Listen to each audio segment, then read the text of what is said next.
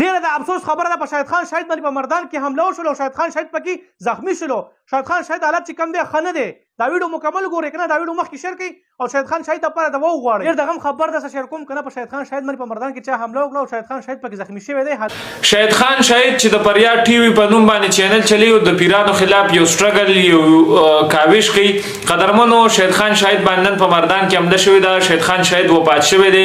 شاهد خان شاهد زخمی دی. شاهد خان شاهد چې کوم دی چا په چړو باندې واده دی. دا ټول حقیقت در سره شریکوم چې شاهد خان شاهد باندې مردان ته تلیو پروګرام لا او په مردان باندې راتلو نو چې کله هم د مردان ته راځي شوی دی نو چا په حمله کړې ده او شاهد خان شاهد چې کوم دی د باغ باندې کله حمله وشوله نو بیا چې کوم دی الته د کم بازار خلک چې هغه راغونډ شوي دي او هغه شاهد خان شاهد باندې چې حمله کړې وه هغه چې کوم دی پولیسو ته حواله کړي دي. هېڅ داسې خبره نشته. شاهد خان شاهد دروغ دی. زموږ سره رابطه وشوله خو ډېر وروڼو دا غوښتنه کوله او په میسیجونو باندې دغه وینا راتللې ده دوی چې دا شاهد خان شاهد سره څه لوبه شوې ده رښتیا دي که دروغ دي.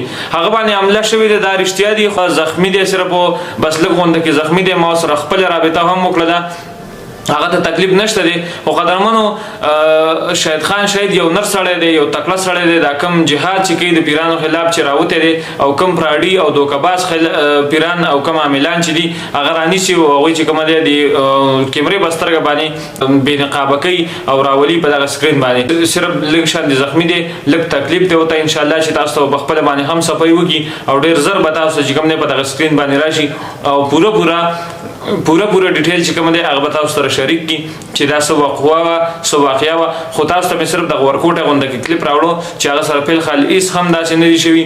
صرف حمله پې شوې ده او چې چا پې حمله کړې ده هغه قانون ته سپارل شوي دي هغه قانون ته حواله شوي دي. دا پښتانه ډېر نر خلک دی.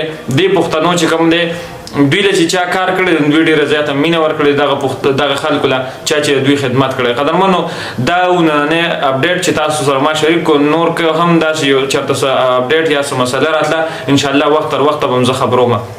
خوشحاله اوسئ. د لوی الله په امان.